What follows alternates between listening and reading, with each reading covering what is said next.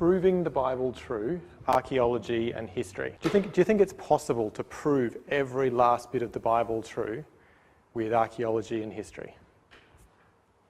Probably not. But when we're reading through Hebrews 11 tonight, there's a whole bunch of people in there that are amazing people of faith. They acted on some information that they had, and they made a really faithful decision. We won't go through all of them tonight. Some of them are actually going to come up in our little archaeology and history exhibits, I'll call them. So we'll get a few cool pictures to look at. But let's go through some of these, because all of these are Sunday school stories, so I reckon you kids are going to know exactly what they are. Cain and Abel. Which one was the faithful one? Let's start with the easy question. Who was the faithful one in Cain and Abel?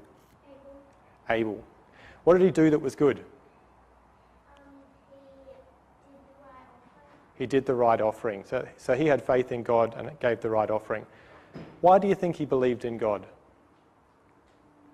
Because he knew that He knew he was supposed to do it. And he was, whose son was he?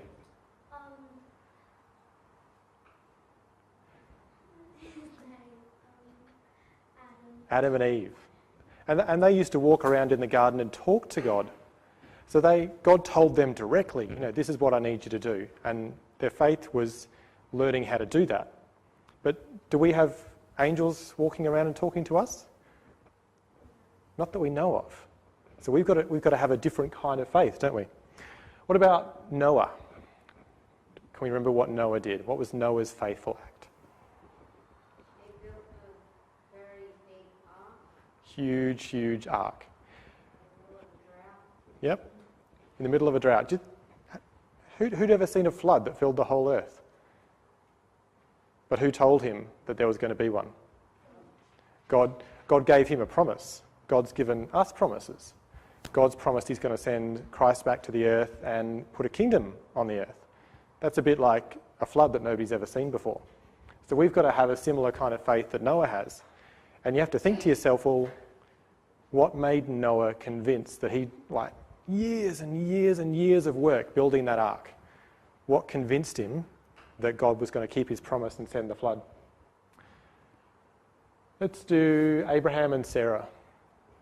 What did Abraham do that was faithful?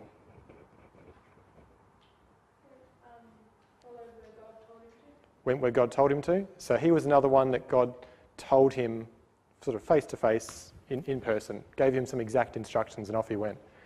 But had he ever seen that land? Did he have a kid to inherit it with? And what do we get in the end of Hebrews 11?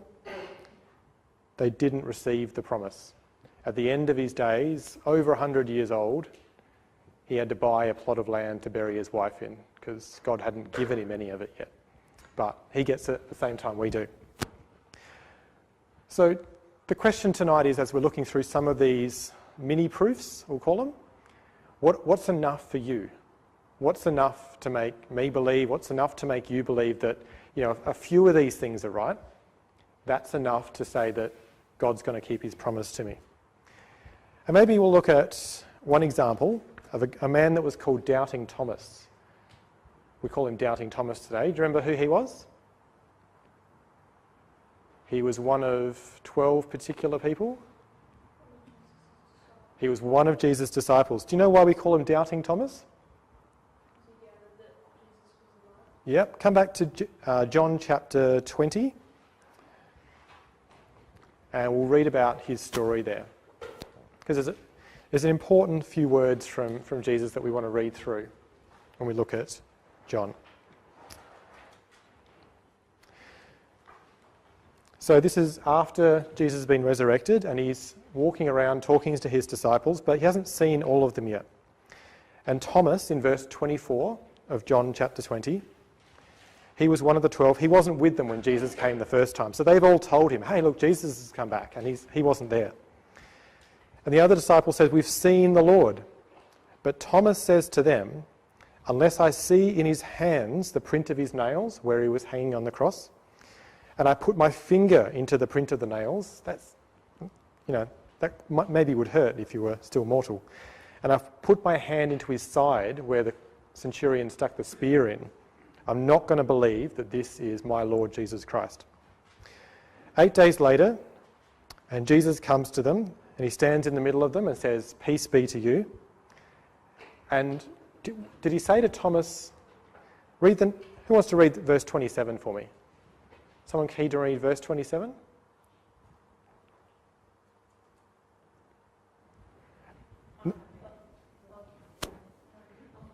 No. Go Anne. The pressure's too much. The pressure's too much. Then he said to Thomas, "Put your finger here and see my hands, and put out your hand and place it in my side. Do not disbelieve, but believe." Now, did Jesus Christ say to Thomas, I don't like your attitude, mate. You know, you refused to believe. Everyone told you that I was alive and you refused. Did he say that to him? Jesus said, touch all of my wounds. Put your hand in there if it's going to help you. So God here, through Jesus Christ, is basically saying to us, I've got the attitude, I'll give you the proof that you need. You'll find the proof in the world that you need to believe in me. That's what Jesus is saying to Thomas. So that's the lesson we want to go with tonight. And we'll see if we can pick that up as we're going through. Now, back to Hebrews chapter 11. The other main reason I wanted to read Hebrews chapter 11 is because it starts off and it finishes off with the idea of faith as a real thing, as a thing that bridges the gap between what it is that we know. You know, if we know about a few old rocks and things, faith is the thing that bridges the gap between the things that we know and the things that we can never see and we won't see until Jesus Christ comes back and his kingdom's on the earth. So we get in Hebrews chapter 11, verses 1 to 3, those verses up there. Matt's already read them tonight. We get the idea then that faith is the substance of hope.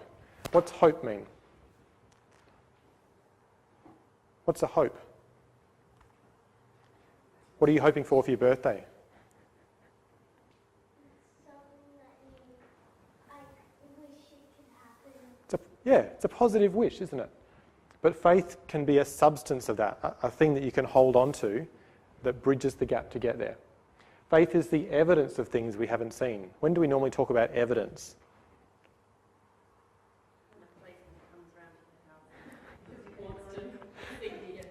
Very good example of it. I don't know why you brought that up, but yeah, nasty. Faith is the evidence of things we haven't seen. So someone might leave fingerprints behind on the glass, or a big footprint behind, a big muddy footprint. What's enough evidence to know that someone was there? Yeah, is one footprint enough? Is two footprints enough? Do you need a footprint and a fingerprint? You know, what's enough evidence to say that somebody was here? We have a pretty low threshold when it comes to nasty situations like that, but sometimes we look at the Bible, or people outside look at the Bible and go, I can't possibly believe unless I've got this much evidence. You know, I have to put my hand right in Jesus Christ's side, but we can get there. And faith is the way we demonstrate that to God, that we've taken our belief, that we've founded our belief on everything that we can read and everything that we can find in history and archaeology, and faith is what takes us to the next step and says, okay, I can act on this, I can do something. So what's archaeology? Got a slide on archaeology in a moment. Who knows what archaeology means? What's an archaeologist do? Digs holes in the ground. What kind of stuff do you think they try and find? Not worms. Stuff from the past. Yeah? We can narrow it down just a little bit more. Now, I'd never looked up exactly what archaeology means, because I kind of thought bones, and it's not. It's not bones. That'd be, I think, a paleontologist. Archaeology is specifically focused on human activity. So they're looking for artifacts, things that people made.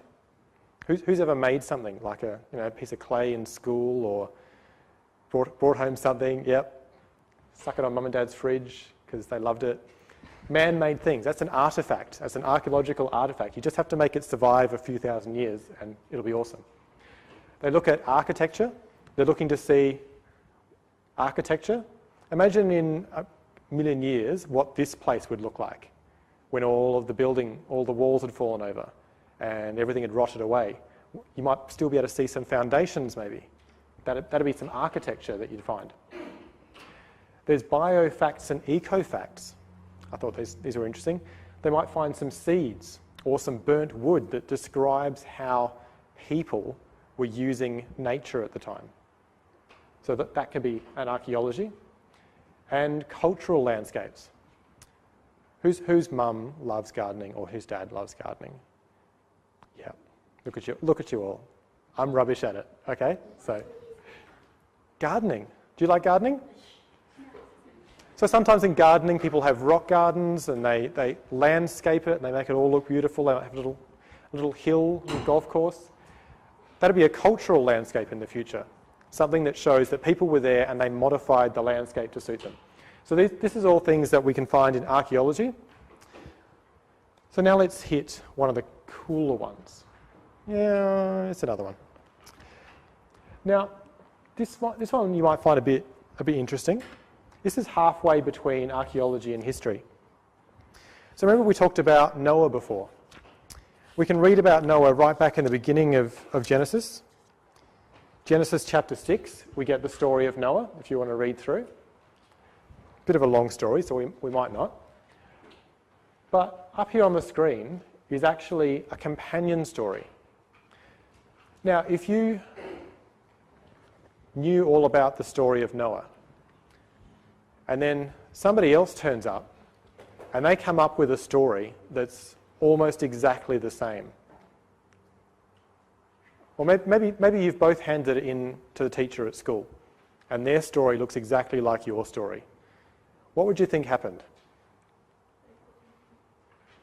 They copied you? Or maybe the exact same thing happened to them. But it's more likely that they copied you. So, how big was Noah's flood? Like, were there bits on the world that got away with it and just sort of... No. The Bible says it was a worldwide flood. So absolutely everyone was affected. Almost everyone died except Noah and his family. So you can imagine that every culture that grew out of Noah and his family thought about the flood. So when we look at this story of Gilgamesh, you can look this one up. This is a really, really old rock with writing on it. Those aren't just sort of, chips. That's writing from like 2000 BC. How many thousand years ago is that? Do you know how BC works? 4,000 years ago. Awesome. You guys switched on. So 2,000 years back to year zero, and then 2000 BC is 2,000 years before that. It's a 4,000-year-old rock, and it records the story of Gilgamesh, and it talks about a flood. And look at the parallels between all of the different stories. So in this one over here, following down this line, it tells the key bits out of the Noah story. And down here is Gilgamesh's story. So they both talked about a flood that was on the whole world. The reason for the flood was because people were sinful and wicked. It was for all mankind.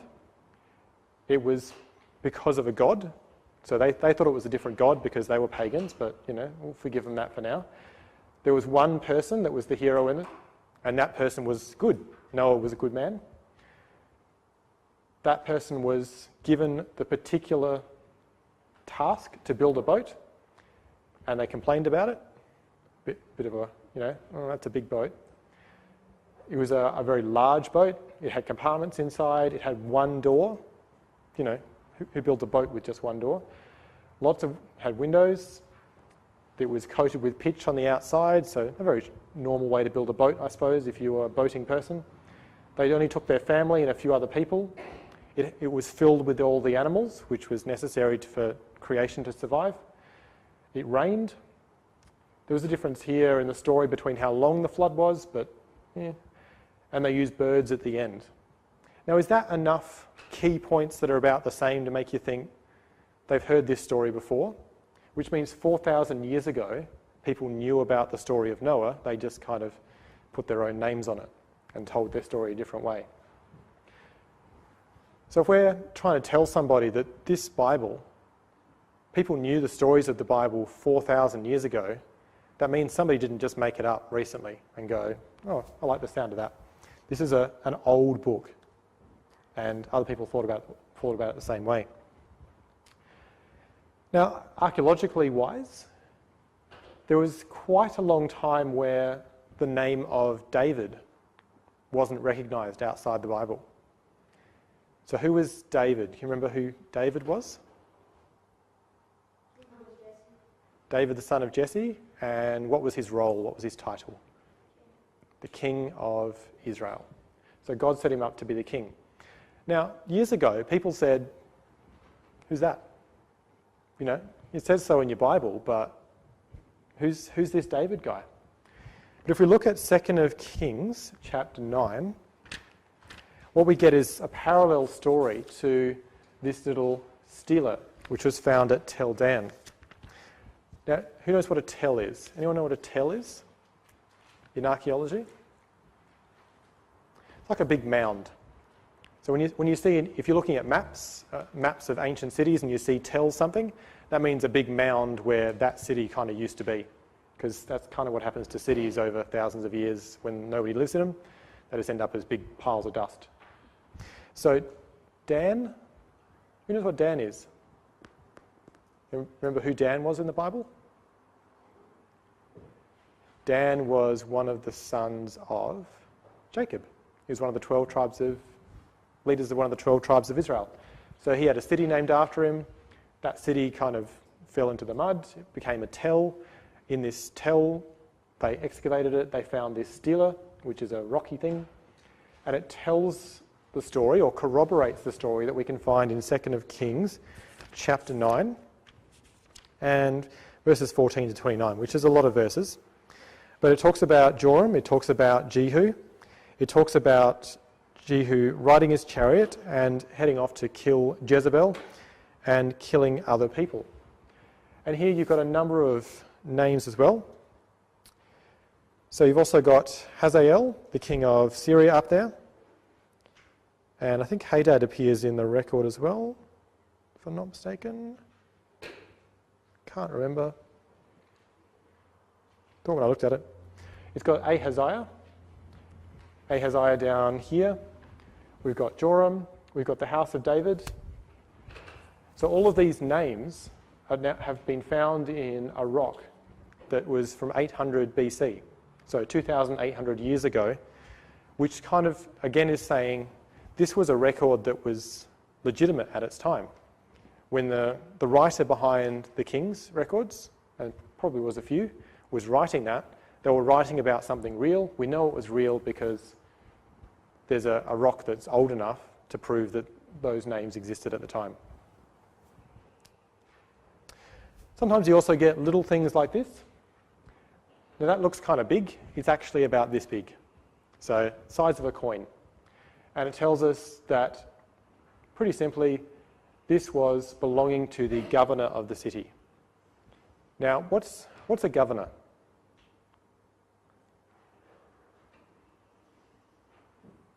What sort of thing are they? Yeah, like a ruler. But it's a special word, and that's something that we can look at, particularly with archaeology and with history as well. That's a particular word that says this is a type of ruler. So they weren't called the judge, they weren't called the king, they weren't called, the Lord Mayor or anything like that. We have different words as we go through history to describe, that kind of role. And at this time it was called the governor. And if you look in 2 Kings and in 2 Chronicles, multiple times through there we find there's a role called the governor in the city of Jerusalem. So when we see a little tiny clay thing like this that says, and the writing is down here, that this is belonging to the governor of the city, that tells us that governors existed and looked something like that with a little round circle for a head and a square body. But people looked different back then. This is a bit of a cool one. We talked about Rahab in Hebrews chapter 11. Now, I hadn't really looked into Rahab before. Whereabouts did Rahab live?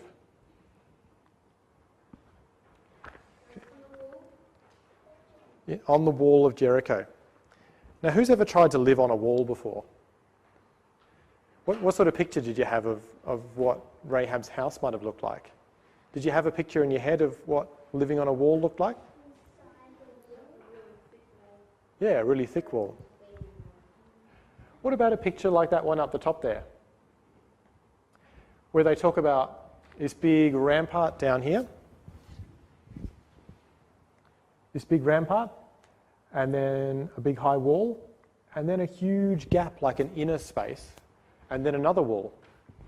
So it's like she's living on the wall in that sort of secondary area where they had extra storage, and then there's another walled city inside. So that's the living on the wall concept. And when it all falls down, the Israelites climb up and get in there. Now, the story of Jericho was pretty exciting. Can anyone remember exactly what happened in Joshua chapter 2 to defeat Jericho?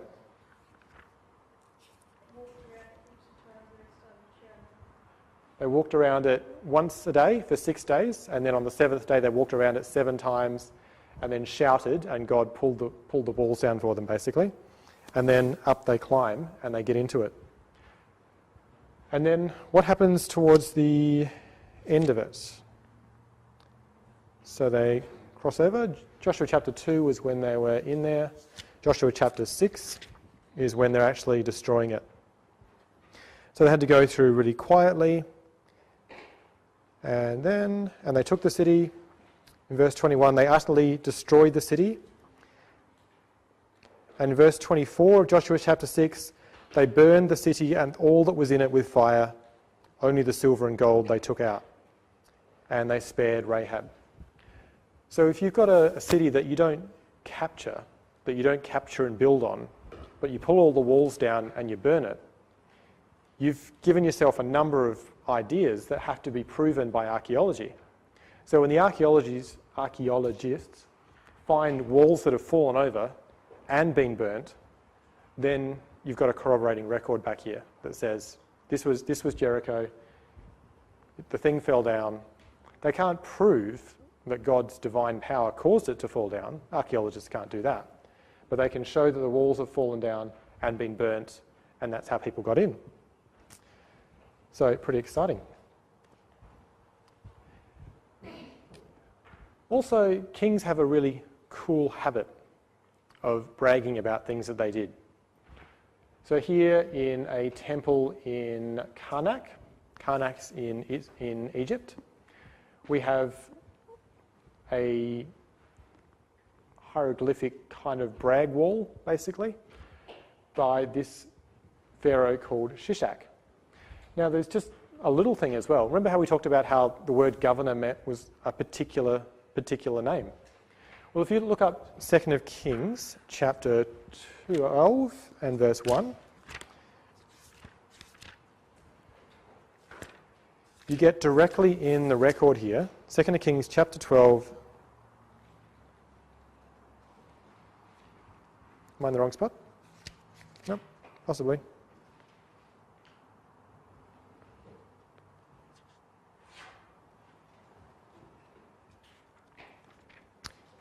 All right, keep going. So in the record, he actually names Pharaoh as Shishak, the king of Egypt. Where did I get it from? Sorry, 2 Chronicles chapter 12. That'll help. Got the verses right. Got the brain wrong. 2 Chronicles chapter 12. And here we have, it came to pass when Rehoboam had established the kingdom and had strengthened himself. Now Rehoboam was the son of Solomon, so he had a good kingdom. That Rehoboam forsook the law of God and all Israel, and it happened in the 5th year of King Rehoboam that Shishak, king of Egypt, came up against Jerusalem because they transgressed against God. So Rehoboam did the wrong thing, and God sends Shishak, the king of Egypt, down to look after them and pretty well sack the place. Now, right around the 10th century BC was when pharaohs stopped being called just Pharaoh and started being called Pharaoh Shishak. So for the Bible to name him is important. He's not just Pharaoh. This is a Pharaoh with a name. We can find his name in the records carved into the stone that we know were that old. So when it says Shishak was here, this is kind of where his picture was. It's not just graffiti. Here is a picture of the enemy Hebrew chieftains. So when he went through Israel and he captured them all, I'm sure he was very nice to them, by which he put ropes around their necks and carried them along. So not a very nice guy. But down through here, all of these things, and it's a complete blur, but you can look up really high quality pictures on the internet. Every one of these things is the name of a city in Israel that he went through and sacked. And there's about 43 of them. All of his conquests on his brag wall to say, I went through all of these cities. So when you're reading through the books of the Kings and the Chronicles and you see all the names of these cities and archaeologists can't find them anymore, there's Egyptian proof that he went through and sacked them all.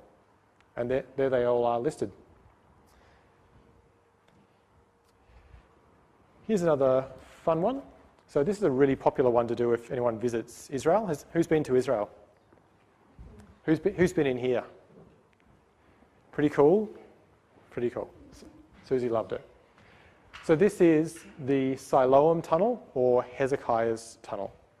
So we call it Hezekiah's Tunnel because we believe the Bible and we believe that Hezekiah's record in 2 Chronicles 32 says that he dug it because Sennacherib, the king, was coming in to sack his city, and so he didn't want that guy to have access to water outside the temple, outside the city of Jerusalem. So he blocked it up out here and instead digs a big tunnel to get into the city so that he has water and the guy coming to camp outside does not. Now that's a pretty amazing feat of work. So did you walk all the way through the tunnel? How long does it take?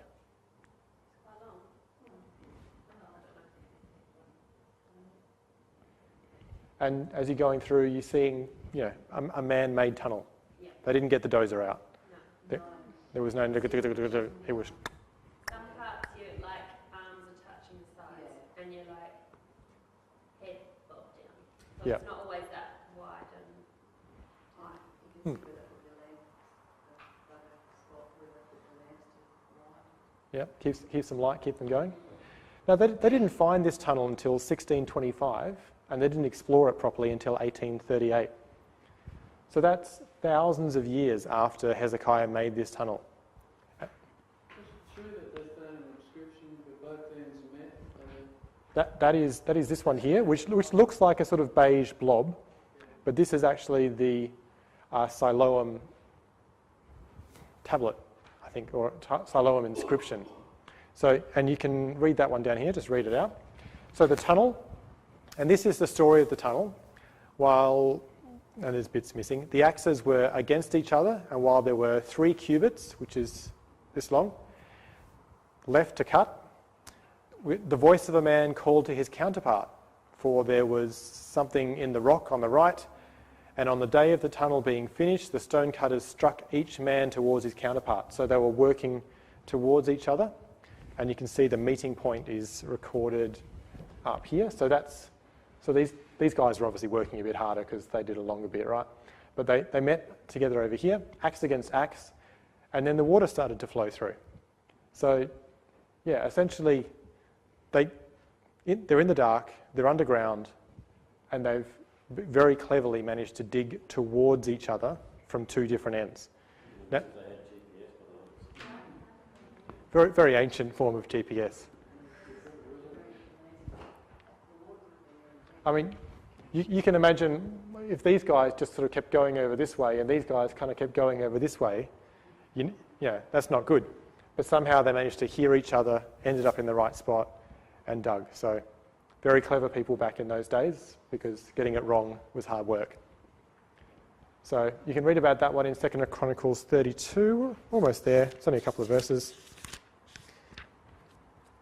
2 Chronicles 32. Verse 2 to 4, what does Hezekiah say about it? Here is where Sennacherib's coming. And when Hezekiah saw that Sennacherib had come, the king of Assyria, his purpose was to make war against Jerusalem. He consulted with his leaders and his commanders to stop the water from the springs, which are outside the city, the Gihon spring. Thus many people gathered together who stopped all the springs and the brook which ran through the land, saying, "Why should the king of Assyria come and find much water?" So he effectively blocked it off there. And 2 Kings 20, does that say exactly the same thing? No, 2 Kings 20, verse 20. Now the rest of the acts of Hezekiah, all his might, and how he made a pool and a tunnel and brought water into the city, aren't they written in the book of the Chronicles of the Kings of Judah? So that's where Hezekiah says, I didn't just block it off, I digged a tunnel. And the other thing people say is, well, if you've got an army that's coming down to attack, how do you get enough notice to actually dig a tunnel? So Hezekiah must have had his spies out to know that Sennacherib was coming in advance to be able to do that, because that's a lot of digging. It takes a long time to get through. Next one up is another bit of a brag. This is from Cyrus.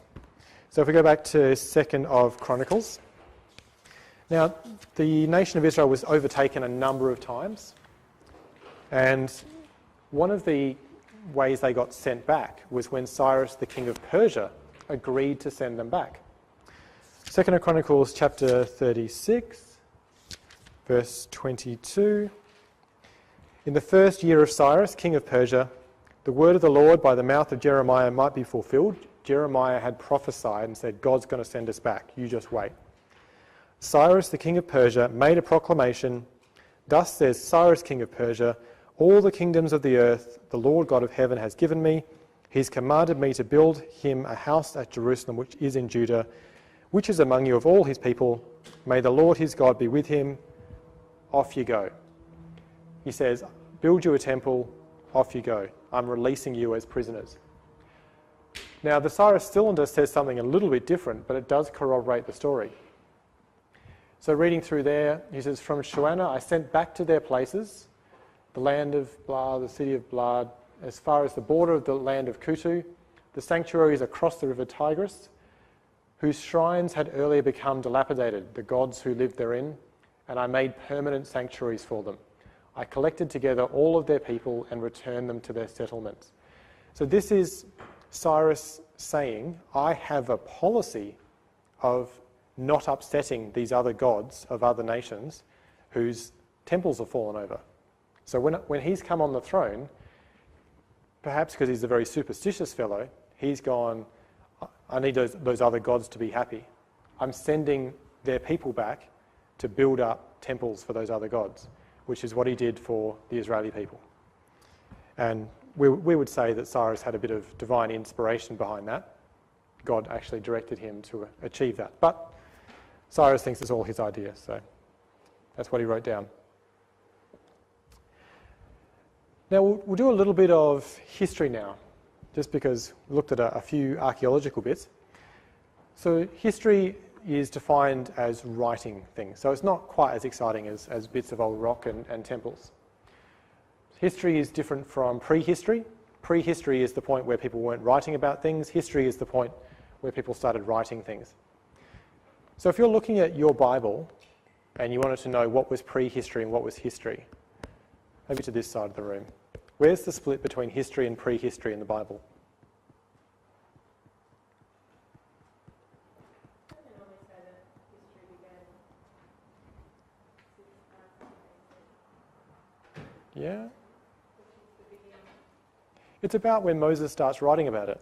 Moses effectively in the Bible becomes the first historian. And everything before Moses' time is prehistory. So the only reason he writes about it is through divine inspiration, essentially. So that's history and prehistory. And when you're reading about history, when you want to look at it for proof, and again, that gets pretty hard because there's a lot of skeptics out there. If you want to back yourself up, you've always got to think, well, who wrote the record? Why did they write the record? Who were they writing the record to? And then, how, what, why, when, all those kinds of things. Because a real historian isn't invested in the idea. It's why we don't call people like Luke or Moses historians, because they were believers. They believed in God and they wrote down through inspiration what God told them to write. A historian is somebody that is supposed to be partial and writing about other people's things and whether they believe in them or not. So is the Bible a history book? It talks about history, but it's not a history book in that same sense. But Bible historicity, which is another fun word to take home, it's amazing to find out why it is that we can trust this Bible that's been around for thousands of years. And do we know about the scribes? Remember the scribes in the Bible? They had a really, really big routine to make sure that when they were writing out the Bible, making a copy, that they got it exactly right. So you've all learned to do writing in school. You had to copy some pages out, copy some writing now and again. Imagine in school, you're only ever allowed to use a clean piece of paper. Always a clean piece of paper. If it got dirty, you had to throw it away.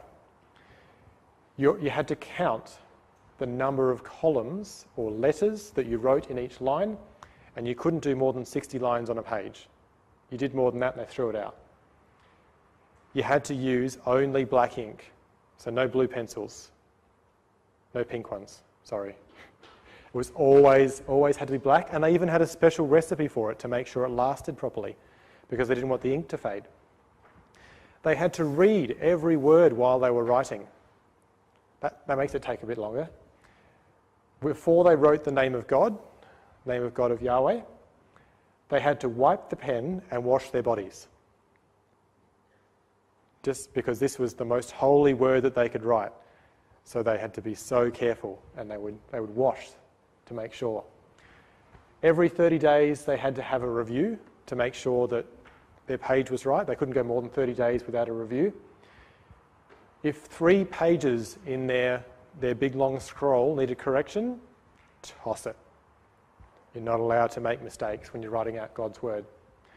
They had to count the letters, they had to count the words, they had to count the paragraphs.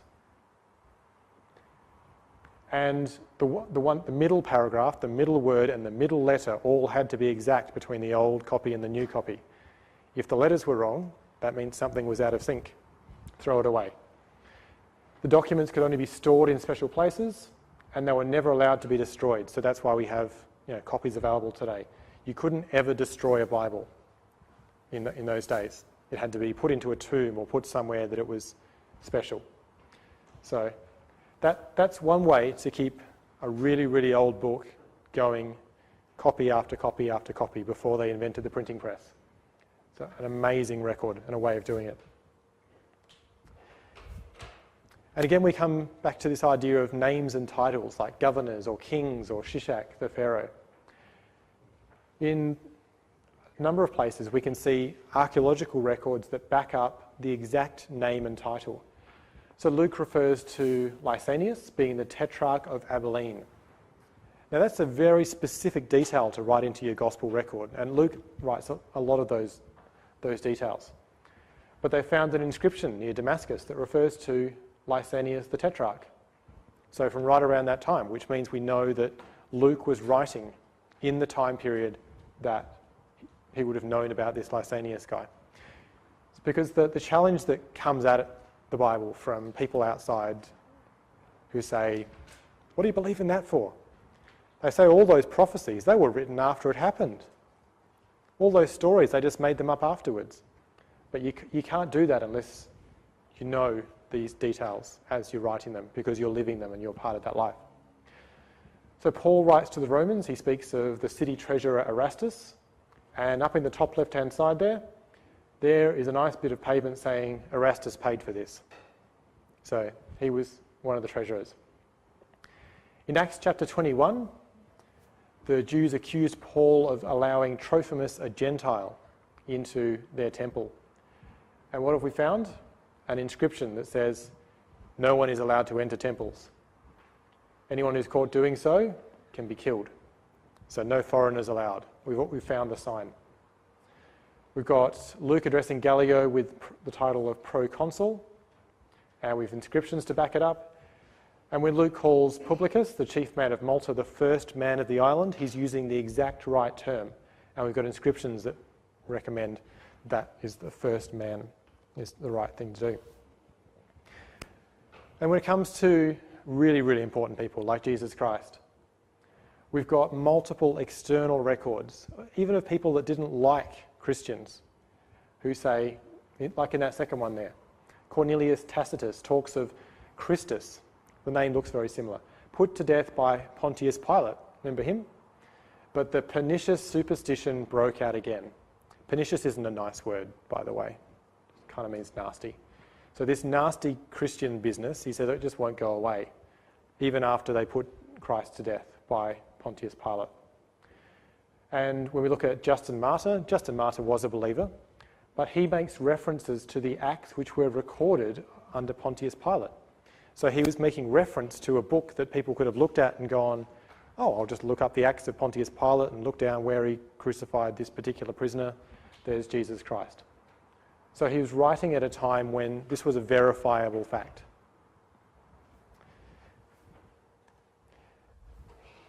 And when it comes to items like the resurrection, there's some amusing little quotes out there. I just kind of like this one, just wanted to share it with you. So this is John Singleton Copley, better known as Lord Lyndhurst. He was a legal person, like a lawyer. And he says, such evidence as that for the resurrection has never broken down yet. So there's enough evidence out there, this guy says, that it actually has to happen.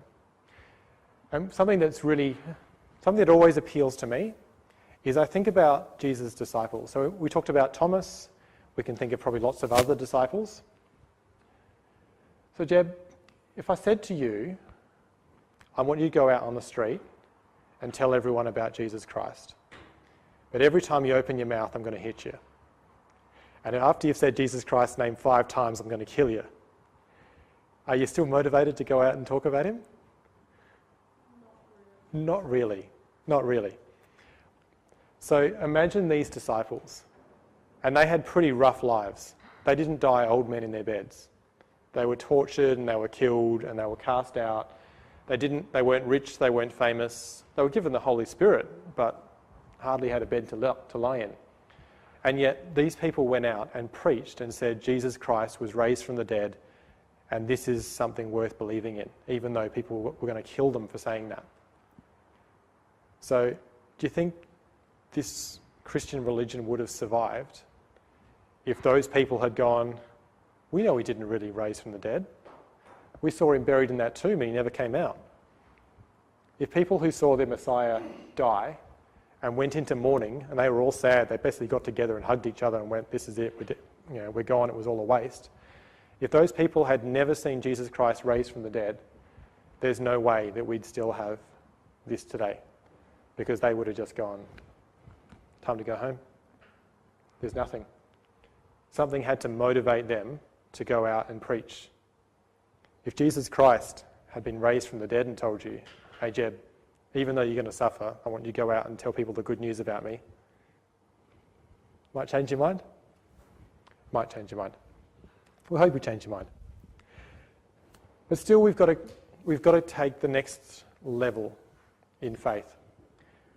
Archaeology and history are never going to show us these things, these amazing miracles that Jesus Christ did.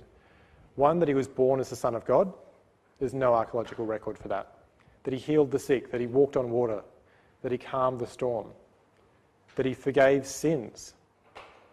That's critical. Without that, we can go home. That he raised the dead.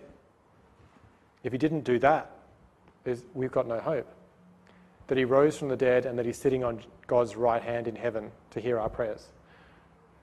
There's nothing in archaeology and history that'll help us to see those things.